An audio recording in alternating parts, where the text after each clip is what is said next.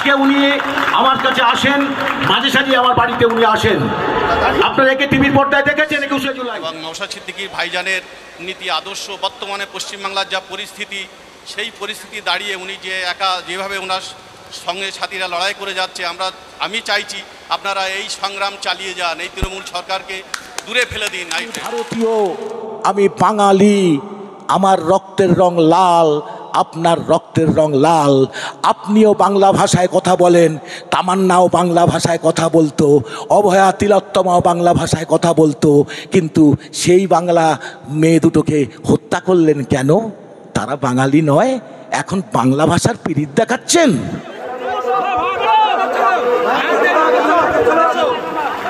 আজকে উনি আমার কাছে আসেন, মাঝে সাঝে আমার বাড়িতে উনি আসেন। আপনারা একে টিভির পর্দায় দেখেছেন 21শে জুলাই। তার বঞ্চনার কথা শুনেছেন, চাকরি চলে গেছে, তিনি কিভাবে বিশ্বাসঘাতকতা করেছেন ওনার সাথে, আমরা তাকে উত্তরই দিয়ে ছিলেন।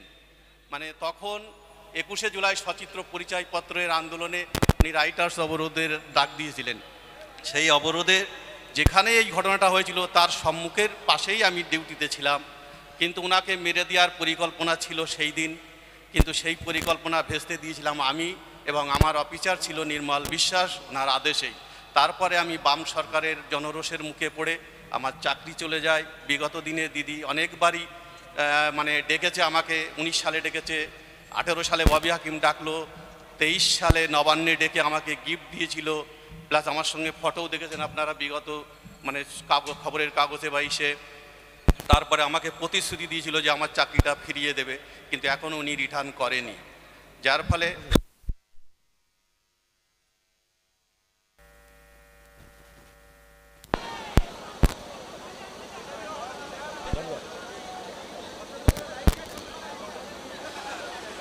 বলছি আমি বেশি কথা বলতে চাই না। তাপসদার সঙ্গে আমার একটা ভালো সম্পর্ক, আমি তাপসদার কাছে মাঝে মধ্যেই আসি বা ফোনে কথা হয় আমার সঙ্গে।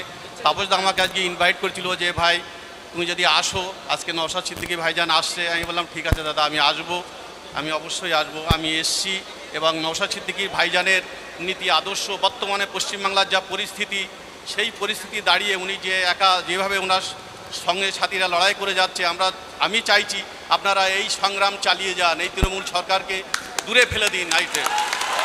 এটাই আমার আমি এই বলে আমি আমার বক্তব্য দীর্ঘায়িত করব না, শেষ করছি। ভাইজানের মুখে আপনারা বক্তব্য শুনবেন, আমি এই বলে আমার বক্তব্য শেষ করছি। তার প্রতিষ্ঠাতা অ্যালান অক্টাভিয়ান হিউম, তিনি ছিলেন একজন ইংরেজ। তাহলে কি ওটা ইংরেজদের দল? একটা ভারতীয় নাগরিক দল গঠন করতে পারবে না? কোথায় লেখা আছে, কোন সংবিধানে লেখা আছে?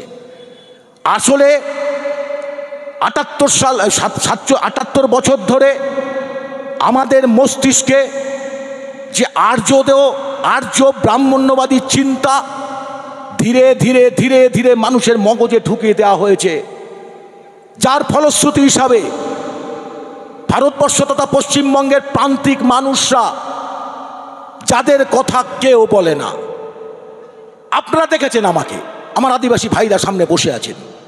দীর্ঘদিন আপনারা যখন 21 সালে আইএসএফ গঠন হয়নি, তখন নিশ্চয়ই আপনাদের মনে আছে এই আদিবাসীদের অধিকার আন্দোলনের জন্য পৌরসভাকে তালা লাগিয়ে দিয়ে তাদের ঘর আদায় করার ব্যবস্থা করেছি। সবাই জানেন, আমি নিজের ঢাক পেটাচ্ছি না। অর্থাৎ কিছু কিছু মানুষ জন্মায় যারা দেশটাকে ভালোবাসে, দেশের মানুষকে ভালোবাসে। দেশকে ভালোবাসা মানেই গাছপালাকে ভালোবাসা নয়, ইট পাথরকে ভালোবাসা নয়, ভালোবাসা হচ্ছে মানুষকে। আর আজকে এই সমাজ ব্যবস্থায় সেই মানুষের মধ্যে ধর্মীয় বিভাজনটাকে তা নাড়িয়ে দিয়ে ভোটের কারবারি করে তুলছে রাজনৈতিক কারবারিরা। আমাদের ভাইজান দেখবেন প্রায় বলেন যে রাজনৈতিক কারবারিরা শুধুমাত্র ধর্মের জিগির তোলে। কিন্তু এখানে যারা বসে আছেন, আমি তো 3 দিন ধরে হাঁটলাম, আমার সাথে আমার 1000 কর্মী 3 দিন ধরে পায়ে হেঁটেছে। আমি 6টা পঞ্চায়েত ঘুরেছি, আমি তো শুধু দেখেছি তারা মাঠে চাষ করছে, কেউ পাট নিয়ে হচ্ছে। যে পাট দিয়ে আপনার দড়ি হয়, ব্যাগ হয়, যে ধানটা দিয়ে গোলবাজারে চাল তৈরি করে বিক্রি করতে আসে, সে মানুষটা তো কৃষক, সে কিন্তু সমস্ত অধিকার থেকে বঞ্চিত।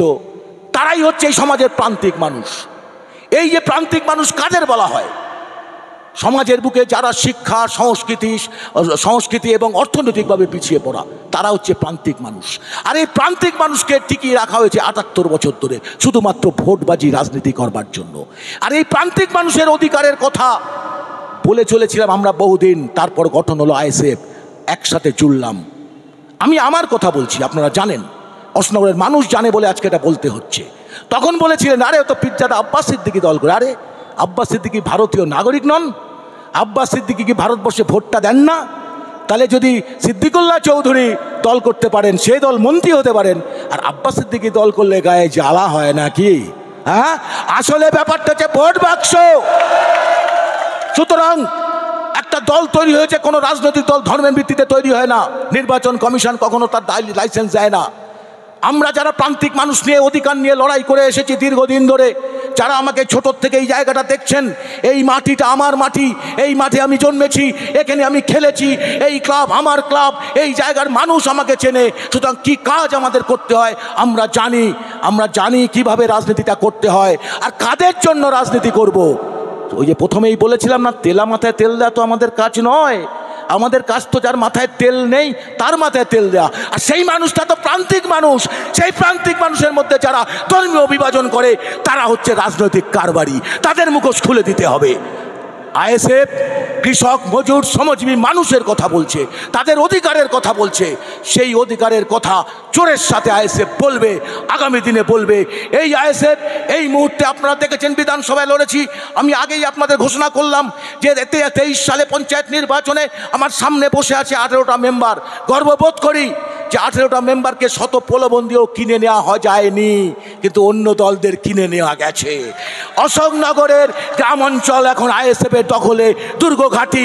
একটু দায়িত্ব নিয়ে আমি বলতে পারি কি পারি না বলুন? তার প্রমাণ 3 দিন ধরে পদব্রজে হেঁটে আমরা প্রমাণ করে দিয়েছি। শহরের মানুষ, ভালো মানুষ, শিক্ষিত মানুষ, তারা ভোট কারবারি নন। তারা জানেন কখন কাদের জয় করতে হবে, আনতে হবে, কি করতে হবে। এটা ভোটের মিটিং নয়, এটা অধিকার আদায়ের মিটিং।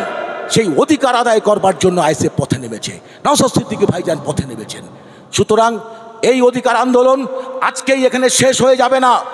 এরপরে আপনারা জানবেন যে আরও দুর্বার আন্দোলন করে তুলব। সারা পশ্চিমবঙ্গব্যাপী ইন্ডিয়ান সেকুলার ফ্রন্ট এখনও পর্যন্ত 294টা কেন্দ্রের মধ্যে 181টা কেন্দ্রে তাঁত বসিয়ে দিয়েছে, সংগঠন তৈরি করে ফেলেছে। সর্বত্র অধিকার যাত্রা হবে। আমি রাজ্যের ভাইস প্রেসিডেন্ট হিসাবে এই দাবি করলাম, চেয়ারম্যানকে সামনে রেখে বললাম, আপনার তৈরি থাকুন। গরিব খেটে খাওয়া মানুষের পাশে থাকবেন, তার বিপদে থাকবেন, মানুষকে সম্মান করতে শিখবেন। ধর্মের জিগির যারা তুলবে তাদেরকে হাত জোড়ে করে বলবেন, আমি ভারতীয়, আমি বাঙালি, আমার রক্তের রং লাল, আপনার রক্তের রং লাল। আপনিও বাংলা ভাষায় কথা বলেন, তামান্নাও বাংলা ভাষায় কথা বলতো, অভয়া তিলোত্তমাও বাংলা ভাষায় কথা বলতো, কিন্তু সেই বাংলা মেয়ে দুটোকে হত্যা করলেন কেন? তারা বাঙালি নয়, এখন বাংলা ভাষার পীড়িত দেখাচ্ছেন। সেই বাঙালি হত্যাকারীদের বিচার হোক। একটা ধর্ষক, একটা দুর্নীতিগ্রস্ত সরকার। আমি বলেছি পঞ্চায়েত নির্বাচনে কিভাবে কেড়ে নিয়েছে তারা, দেখেছেন আপনারা। এদের লজ্জা করে না? দোকান কাটা, একেবারে সরকারটা দোকান কাটা। এদেরকে ছুঁড়ে ফেলে দিতে হবে 26 সালে। সেই ছুঁড়ে ফেলার জন্য আমরা মনে করি যা বিজেপি তাই তৃণমূল, ওটা হচ্ছে বিজেমূল। এই দুটো শক্তিকে পরাস্ত করার জন্য যে কোনো ব্যক্তি, মানুষ, দল সবাইকে কোমর বেঁধে একসাথে নামতে হবে। আগামী দিনে ওই ক্ষমতা থেকে টেনে নামিয়ে দিতে হবে, নবান্ন থেকে 14 তলা থেকে নামিয়ে দিতে হবে, তবে আপনার নিস্তার হবে। এই কথা বলে আপনাদের সবাইকে এই 3 দিন আমার সাথে সাথ দেওয়ার জন্য, পায়ে হেঁটে পদযাত্রা করবার জন্য, আমি পার্টির জেলা প্রেসিডেন্ট হয়ে রাজ্যের সভাপতি হিসাবে, চেয়ারম্যান বলবেন, সবাইকে আমি সংগ্রামী অভিনন্দন জানাই। আগামী দিনে আইএসএফকে শক্তিশালী করার জন্য আপনারা যেরমভাবে আমার সাথ চাইবেন, চেয়ারম্যানের সাথ চাইবেন, সেই সাথ আপনারা পাবেন। এই কথাটুকু বলে সবাইকে সংগ্রামী অভিনন্দন জানিয়ে আমার বক্তব্য শেষ করছি। ইনকলাব জিন্দাবাদ, আইএসএফ জিন্দাবাদ, নওশাদ সিদ্দিকী ভাইজান জিন্দাবাদ।